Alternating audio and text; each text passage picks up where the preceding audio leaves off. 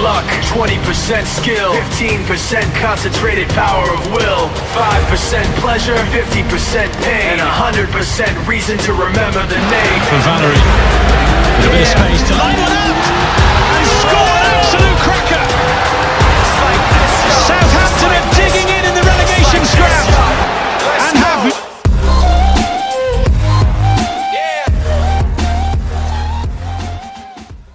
Hey guys, it's me, Rooster Waddle, here for episode number 6 of the FIFA 19 Uprising Career Mode series here on FIFA 19 with Southampton. As you can see that our first game is against Man City, but before we start that game I want to just say something real quick.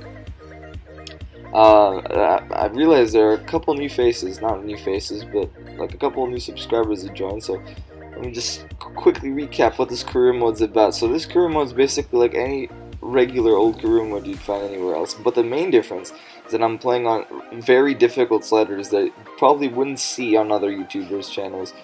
Very difficult sliders to keep this realistic. I do not want to get Southampton to the Europa League because the proof of the fact is that in real life Southampton were close to being relegated, so I don't want to make this super unrealistic. I want to challenge for the Europa League in a couple seasons time, not in the first season. And FIFA 19, even with Ultimate, it's been a bit too easy, so I wanted to really put a challenge on myself and put it on sliders. So you can see the first thing we do against Man City is actually edit the lineups here, as we edit both Man City's lineup and our lineup to make it our lineup the best lineup we can put, and Man City is the best lineup they can put, because Man City, and in this game in general, good teams don't take you seriously when you are a bad team. So last time we came to Man City and we drew them 1-1. This time I'm putting their full-fledged hard team out there.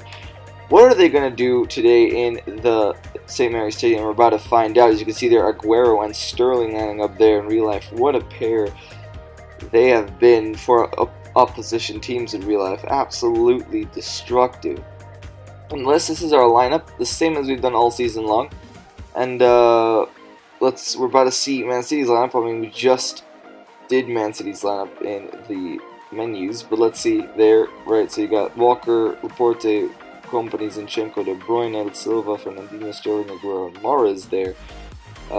Sané and I think it was Gabriel Jesus I checked during the lineups and on the lineups when I made the lineups for City, and they're injured. So yeah, I couldn't put them on the bench. But the first chance for City, and Sterling on the ball, bedazzling the defender there on the wing. I think it was Bertrand, and Riyad Mahrez scores with his head. It doesn't do that a lot. It doesn't tend to score a lot with his head. But 12 minutes in, Man City opened the lead and actually opened the scoring.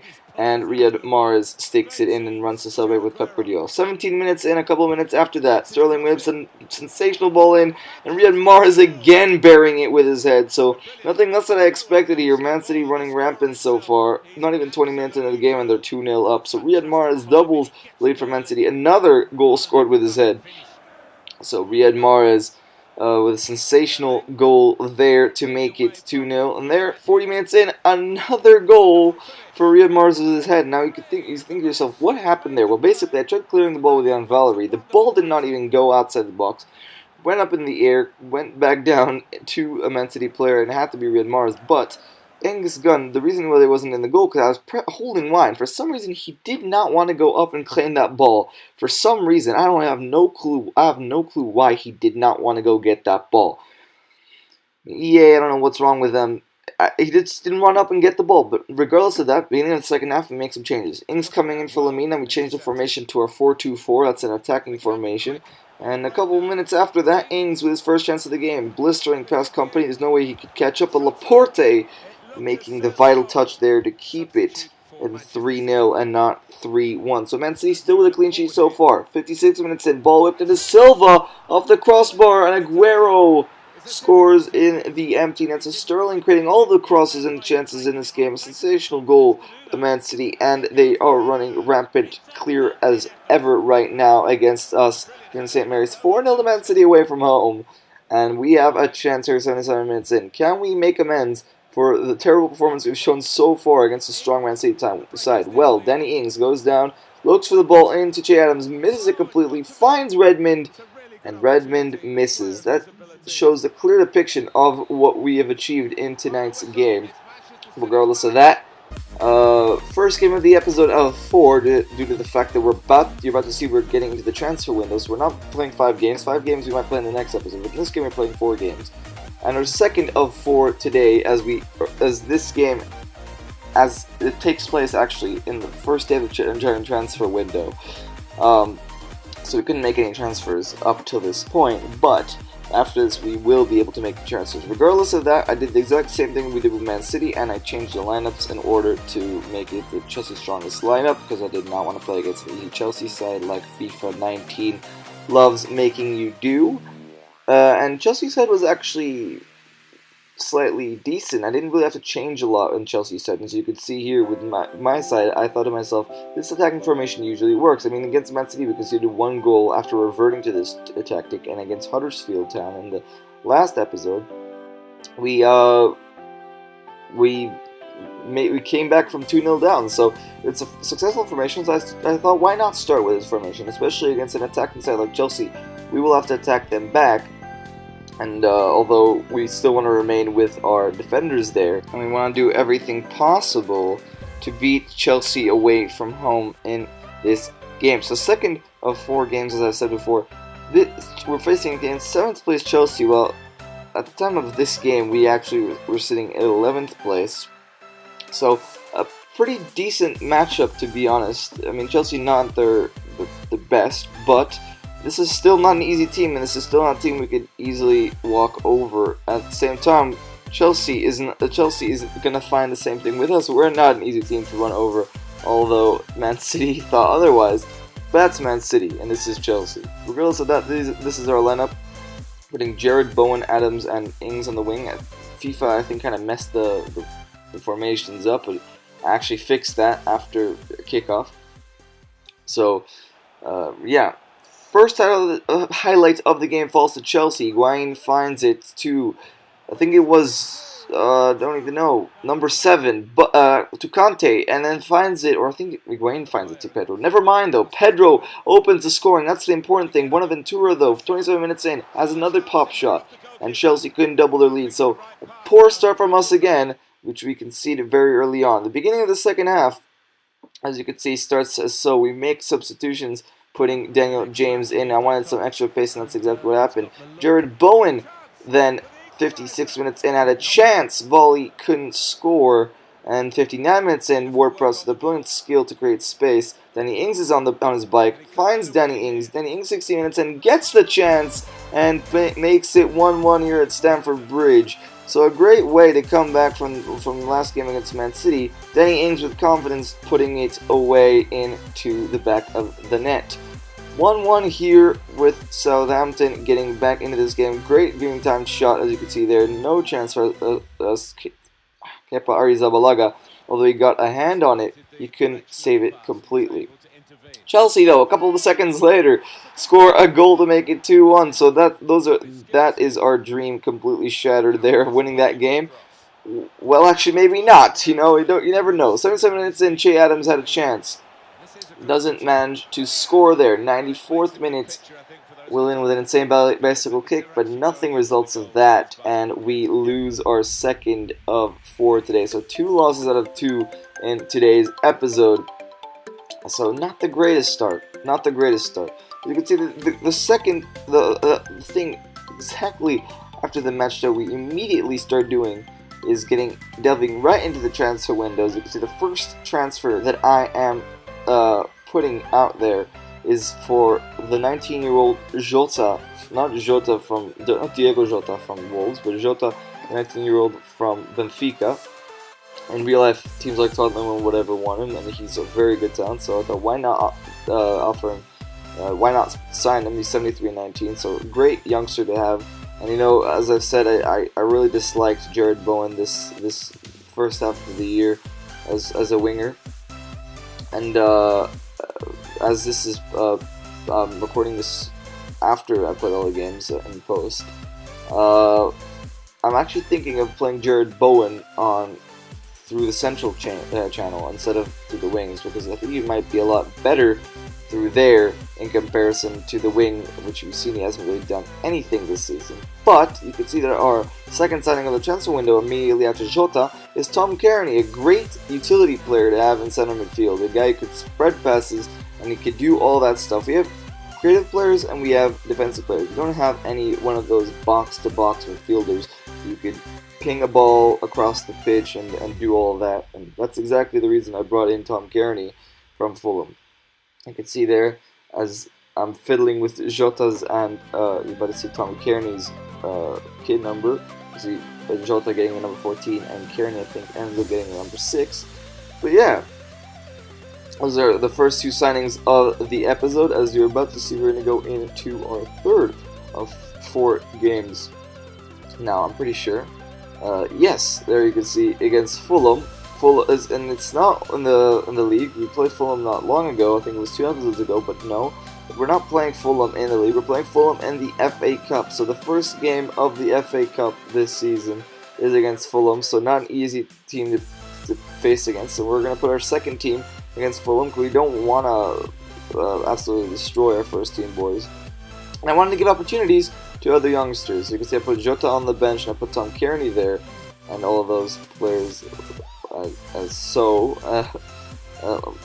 Tom Kearney, the likes of Tom Kearney, the likes of other utility players like Jones and Obafemi, and players who don't really get time to play, and players who have developed this season. So I'm trying to just give opportunities in this game, regardless of the result. Because I mean, I want to go far in the FA Cup because chances that we could push through the Europa League if we win it.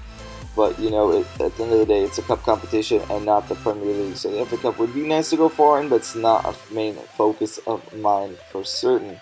As you can see that there we go. We kick off our first game in the FA Cup in the St. Mary's against Fulham. As you're about to see the lineups that we line up there. I mean, you saw it, but the full lineups of both teams.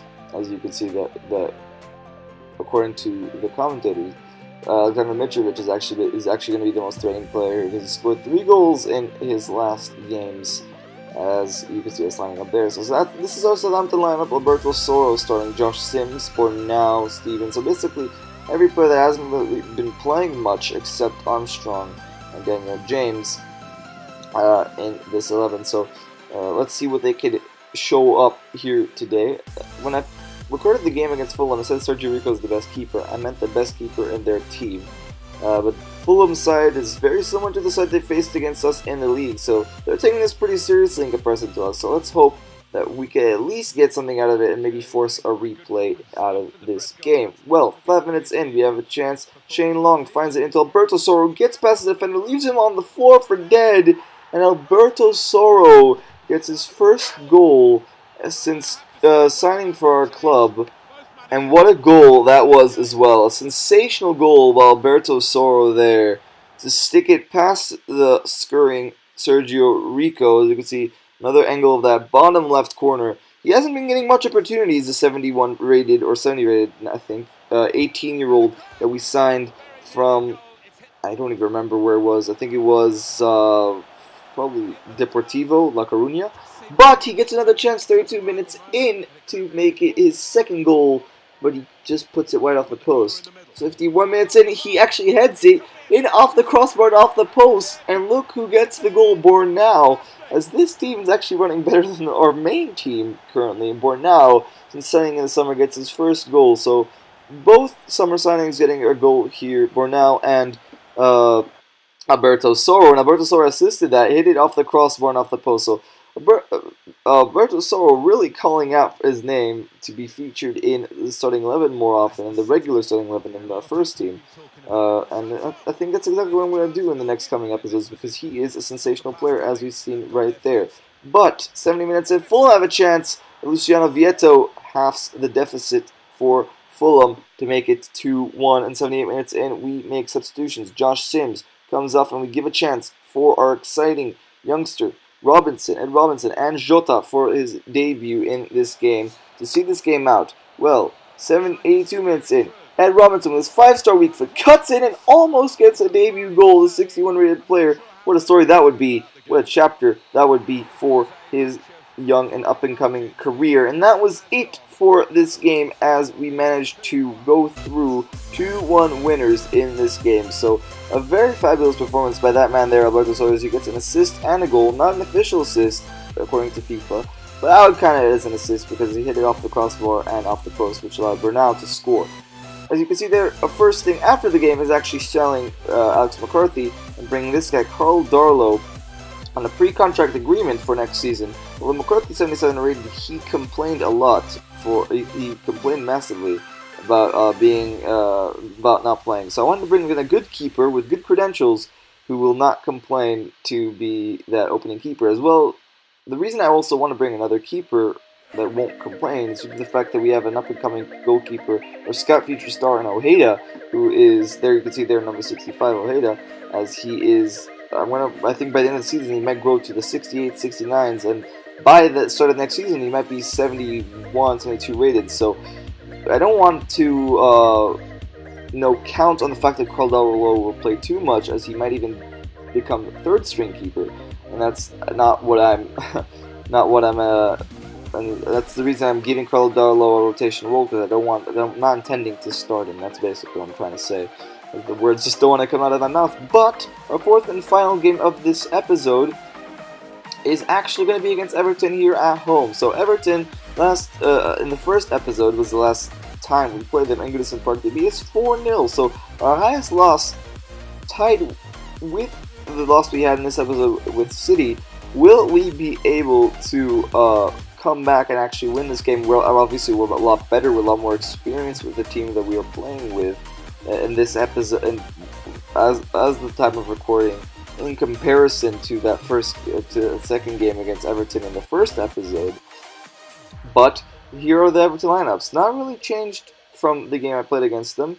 It's only besides the fact that McCarthy's in that lineup. But 3 minutes in, should probably not talk because Bernard hits the post. So quite a threatening start there by Everton. But 24 minutes in, number 24, Che Adams, our top scorer, makes a couple step forwards, beats past Kurt Zouma, cuts inside with a nice fake shot and puts it in to the bottom corner. We haven't heard much about Che Adams in this episode so far, but he stamps an authoritarian stamp right here in this game as he gives us the 1-goal lead here, 26 minutes in. As you can see, everyone absolutely enjoying that goal. A sensational player he is, Che Adams, and he still ranks among the top scoring charts at the moment. You see, look at how accurate that was to beat it past the English number 1 goalkeeper, Jordan Pickford. But 37 minutes in, Theo Walcott runs down the wing and sticks it past Angus Gunn with quite some force to make it 1-1 10 minutes after Che Adams got his goal. 49 minutes and they whip it in again. The ball comes into Andre Gomez, and Andre Gomez hits the crossbar. And that was close from Everton to get them the lead and the successful comeback. 56 minutes in, though, they have a chance. They don't score. We have a chance. We couldn't score with Jared Bowen. 66 minutes in, Cenk Tosun has a chance to score. Doesn't. And we bring Tom Kearney on for Lamina. And a couple minutes later, about 73 minutes in, they have a chance. Kurt Zouma fizzes it in to Cenk Tosun, I think it was Cenk Tosun, and Cenk Tosun makes it 2-1 for Everton. So it's a successful comeback here, 74 minutes in, and we look to get to another defeat as 92nd minute. We have a chance. Schneiderlin, the captain for Everton, pushes down James Ward-Prowse, and this is James Ward-Prowse territory. Right outside the box, right there, we have a chance to come back in this game and score the goal to make it 2-2. Will we do it, though? You can see Schneiderlin's not happy with the referee's decision to give him a yellow card, but we won't care. James Ward-Prowse stepping up to give us the point here at home and not lose against Everton. You can see he's the biggest threat, and this is where it comes down to his strength. This is his biggest strength, James Ward-Prowse, his set pieces. In real life, he scored a 1-1 against Man United from about the same distance. Can he do it in this game? James Ward-Prowse steps up and just over the bar, and that will do it for the game. A sensational result for Everton, but so close yet so far from us, as we couldn't really hold on to get a win or a point in this game. So disappointing episode in terms of the Premier League, but in FA Cup We did win 2-1 against Fulham, but that in general will be it for this episode. I hope you guys enjoyed. As you can see, the final thing we do in this episode is actually go to our Scout Feature Star Scout Report, after this training session, as you're about to see the most sensational thing ever. I'm scrolling down a bunch of these guys. None of them are really doing it for me. I mean, the Scout's actually bringing back now he's bringing back actually pretty decent players. You can see, again, with the England boys, not really the greatest. Oliver Mason's okay. Cox isn't the greatest. Callum Collins is okay. Tyler Hill's not the greatest, and Owen White isn't the greatest. But look at this Philip Murphy that we got from the Scout Report back from Ireland. Look at how good this guy is. You bring him into the first team, and look at this in the squad update, ladies and gentlemen. You're about to see it. You're about to see it. There. Philip Murphy, 16 years old, and has potential to be special. We have our first potential to be special. It means a 90+ potential for this guy. We gave him the number 29. He has a 3-star, 5-star. Sensational guy, but in that respect, I hope you guys enjoyed this episode, and I will see you all later as he's about to finish, and peace.